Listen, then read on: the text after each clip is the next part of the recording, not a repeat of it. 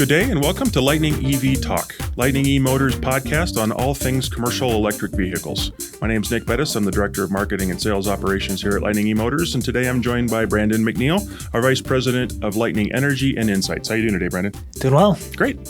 So a little bit about why we do this podcast. We do this podcast periodically in order to bring together thought leaders both within our organization and also from outside to talk about all things associated with successfully deploying an electric commercial fleet, both on the technical side as well as the business side. And today we're going to be expanding on our series of podcasts around the fleet electrification equation. And this is something we have developed over our 15 years or so in business of working with fleets and understanding how the key factors or variables in a successful commercial electric vehicle deployment. And those variables are selecting the right vehicles, the right charging infrastructure, the right software to support those vehicles, service maintenance support, financing, and then, of course, funding and incentives that can support the overall deployment from a cost perspective. And today we're going to be talking primarily about software and in particular Lightning Insights, which is our telematics application, but even more broadly about how software in general supports a successful deployment. So let's start off our discussion today by talking about exactly what we mean when we talk about telematics software and software to support an electric vehicle. So tell us what kinds of software you need when you're thinking about electrification. Yeah, well, I mean, software is not new to the fleet space. In particular, over the last 10 to 15 years, software has begun to play a pretty key role in how fleets run their business, from scheduling their routes, assigning drivers, determining which packages are going where, if you're a last mile delivery fleet. And really, when you switch from an internal combustion vehicle to an electric vehicle, the possibilities of what you can do with software only increase. Sure. It goes from those kind of purely logistic management items that fleets are used to using software today to a much more in-depth optimization of how you're using the EVs within your overall operation. Okay. So let's talk about some of the specifics on those things that are unique to EVs in particular. What do the fleets that use our software in our vehicles typically monitor with our telematics applications that might be outside what an internal combustion engine fleet would do? Sure. So, telematics applications are very common within the fleet space. So the concept is certainly not new, but the depth of data that we're able to get out of an EV, because an EV is effectively a large computer, is significantly higher than what you can traditionally get from an internal combustion vehicle. So, whereas an ICE vehicle, you may be able to get a few dozen data points. In our telematics system, we're able to track about 160 data points from each vehicle every second. Wow. Which gives us a really in-depth understanding of what's going on inside the vehicle.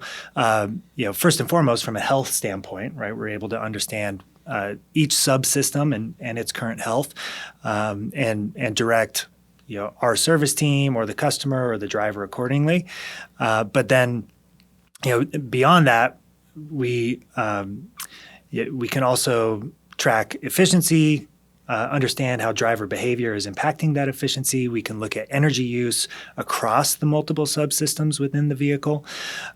So you can really get pretty deep into understanding how your vehicle is operating and why, and then make intelligent decisions based upon that data. Even down to maintenance components, or understanding what's going on with the vehicle from a function perspective, so preventative maintenance becomes a play here? Yeah, certainly. So, one of the things that we're doing with that data, obviously 160 data points every second, that starts to become a pretty significant amount of data over time. And so we have a data science team that runs AI models to machine learning models that looks at that data, compares it to failure data, and uses that to identify proactively when a vehicle may have an issue. In the ideal scenario, we may see a problem before the driver or the operator even realizes it. Right. So really, at the end of the day, every fleet's about uptime, right? So anytime we can say, you've got we're tracking a potential problem, and we can get that vehicle in for maintenance to prevent a larger downtime or any significant downtime. Right. Planned downtime is always better than emergency downtime. Right. Yeah. So reduce costs and uptime. That's the story every time, right? So our telematics application is unique to us. It's our proprietary software. A lot of fleets use other applications as well, such as Geotab and others. Do you have to choose from one or the other, or is this something they work together? Do they supplement each other? They complement each other? How's that work? Yeah, it's a great question. Yeah, I think one of the first questions we get when we engage with fleets that are already using other applications is, okay, great. Do I have another portal now that I have to log into just for my handful of Lightning vehicles? And then I'm using these other portals for the balance of my fleet. And so we foresaw that being a potential challenge for fleets. And so we do offer up a Lightning portal where you can log in and access your telematics data. And for small and medium-sized fleets, that is a great solution. For those that already have an existing telematics platform, we offer a fairly robust API that allows that fleet to work with their telematics provider of choice and leverage that open API to pull their vehicle data into their existing system. So whether it's Geotab or, like you mentioned, or another provider in the space, chances are good that they have an API that they can leverage as well to pull in our data, so that you're not just dependent upon our portal. Okay. So between the thousands of data points we're collecting every second and data points that maybe other applications are collecting, that sounds like a lot of information coming into a fleet manager. How is that all amalgamated or brought together in a digestible format? And how would a new EV fleet manager be able to look at this and interpret this quickly and take action as needed? Mm-hmm. Yeah, I think that's another key aspect of where software now becomes pretty unique for EVs, because we're not just looking at like the current health of the vehicle, current location of the vehicle, things like that they're used to getting from their current telematics provider. We can also now leverage that data together with other operational data, like by integrating with their fleet management software package, with their charging management software that they're using to manage the charges that are fueling their vehicles, and then also integrating things like local time of use rates, local demand charges, local weather patterns, local traffic patterns. Cool. How we could even look at how a specific driver drives that specific vehicle. Yeah, and based upon all of that, come up with a optimized fueling strategy that minimizes their operating cost. And that's just one example of where we can leverage now connections across all of these different software platforms that traditionally have operated independently, but by bringing them together, then with an optimization engine, we can accomplish some really impressive stuff. Cool. Now, as a fleet manager, so now we've got all this data and it's presented to a new fleet manager for an EV, and we're looking at charging strategies and that sort of thing. That's all new too, right? To a fleet manager. So, how can our listeners who might be new to this, how do they get started in that analysis of that data? Can they come to us? Can we get them started? Do they talk to consultants? Do they just have to figure it out on their own? How does that work? Yeah, it's a good question. So the base software package that we offer, which includes the portal to access the data as well, already has built-in dashboard reports and is already serving up what we would believe to be critical data, the key stuff. Yeah, the key stuff to the operator. And it also includes a charging management component. So the integration of charging management and vehicle telematics already exists within our software platform. But then there's a number of other providers that the fleet may already be working with, or we have partners as well that we work with that we could bring to the table. So if the Lightning specific solution doesn't quite check all the boxes, then we can work with the fleet to come up with the right strategy that fits their application. Make this as easy as possible. Yeah, exactly. So you touched on the software for chargers as well as the vehicle. So our portal also handles the charging side of things, right? So maybe talk a little bit about how that will streamline the deployment, having both the vehicles and the chargers on the same portal. Well, I mean, again, everybody wants a single pane of glass or a single portal to log into, right? So that's the immediate advantage, is just having one place to go to see the current status of your chargers and the current status of your vehicles. But where it becomes really powerful is then once you integrate those other systems like I was describing earlier, and now can leverage data across your fleet to really drive an optimal operation strategy. And you can use that software then to time your charging for your vehicles, take advantage of peak and trough charging times or rates, that sort of thing. And even more simple things like tracking which drivers are connecting to which chargers, or ensuring that only individuals that you've approved are able to access the chargers. In particular, if they're not behind a fence, if they're open to the public, securing those chargers is important, and the software enables that. There's a number of different functions that you can do. And a key one as well is remote diagnostics, which we touched on a bit from the telematics standpoint on the vehicles, but there's also a remote diagnostics capability in the software for the chargers, to where you can remote reset, which fixes the vast majority of charging issues. Oftentimes all they need is just to be turned off for a bit and back on. Which you can do remotely through the software. And then you can also pull additional diagnostic data from the charger to do more in-depth remote diagnostics if it's a more complicated issue. Okay, great. So at the end of the day, it sounds to me like, and I think it's, we've talked about charging in another podcast as a part of this equation, but this is really enabling the charging side. This is really enabling the vehicle side to simplify an electric vehicle deployment as much as possible. That'd be a safe statement? Yeah, certainly. I mean, like we talked about on the infrastructure podcast, one of the key restraints or constraints that you'll run into with deploying a EV fleet at scale is electrical capacity availability at a specific site, as well as then optimizing around your specific time of use or demand charges.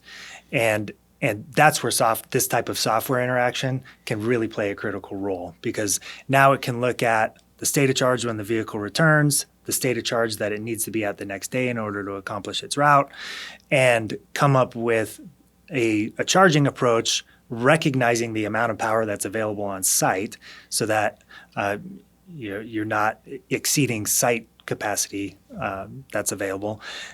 But then in addition to that, optimizing around the time of use rate periods and ensuring that every vehicle has what it needs the next day. Right. So, and that's really what this equation is all about. Is all of these things are building on each other and interacting with each other. Each of these variables are interacting with each other to create a successful deployment. And I think this is probably one of the biggest ones that brings the rest of the equation together.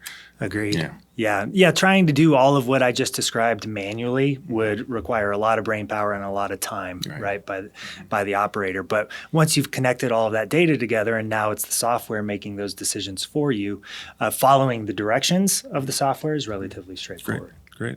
So we talked a little bit about drivers and driver behavior as well. So how can the software, you touched on it a little bit, but how can fleets use this software to really optimize the efficiency of the vehicles beyond just understanding state of charge and such? I know in some of our deployments, we've had issues where the fleets came back to us and said, well, the vehicles aren't getting the efficiency that you said they would. And when we looked at the software, the analytics for it, it was pretty obvious why the drivers weren't driving them correctly. So how can the software be used to really enhance probably the biggest impactor to vehicle efficiency? Yeah, I think when these drivers are engaging with EVs for the first time, a lot of them don't realize how differently their behavior impacts the efficiency of the vehicle than what they're used to with internal combustion, right? So heat is the most obvious example. Cabin heat. Because, cabin heat. Because with an internal combustion vehicle, it's free, right? That heat is being generated by the engine no matter what. The inherent inefficiency of the engine. Exactly. That's right. Do the inherent efficiency. So So all you're essentially doing is just redirecting that heat into the cabin, right? With EVs, because the motor is running much more efficiently, you don't have that excess heat that you can use to now heat the cabin of the vehicle. So you're needing to use a high voltage component, a high voltage heater, in order to accomplish that. So as a result, what may have been a common behavior before, which would be parking while you're making a stop, leaving the vehicle keyed on with the heat running in the middle of winter. Leave the door open. Or leave the door open. Yeah, that had no impact really on your vehicle's efficiency with an ICE vehicle, but it could have a major impact on your efficiency and therefore range, and operating cost, right? But by doing that. So what we can do is we can leverage the software to understand, all right, for this specific day with this specific driver, which systems within the vehicle consumed the most energy? How much time did it spend actually driving? How much time did it spend keyed on and idle during that period of time? How much HVAC was being used? Yeah, so we can take a really in-depth look at system energy use within the vehicle, associate that with a specific driver, and then work with the fleet to understand what coaching may help to improve that. And some fleets have even taken it to the next level and created competitions between their drivers where they're tracking efficiency on a driver-by-driver basis, and whoever drives the most efficiently for a month gets an Amazon gift card or something like that. We've implemented those for our customers to get those back up to speed. So great. So last questions I always ask during this series is if you had a single biggest suggestion for fleets when they're considering deploying electric vehicles from a software perspective, what would you say? What would you give them? Yeah, it's a good question. I think taking a holistic approach is really important. It's really easy, I think, today, especially in the early days of EV fleet deployments, to end up picking a bunch of different disparate solutions, and then you're ending up managing multiple solutions, logging into multiple portals, and it ends up becoming more of a time sink than a net benefit. So starting by working with your vehicle OEM to understand what they support, and then ensuring that ties into your charging strategy and your current fleet management package, so that you can ultimately tie everything together like I've described and come up with an optimal approach. Right. Yeah, and expect that from your provider as well, that certainly. They're willing to provide that kind of service as well. So. Yeah. Great. Absolutely. Well, Brandon, thank you for your time today, and thank everybody for listening. This is just one of a 6 podcast series. We'll hope that you will check out the rest of those podcasts as you're exploring your fleet electrification journey.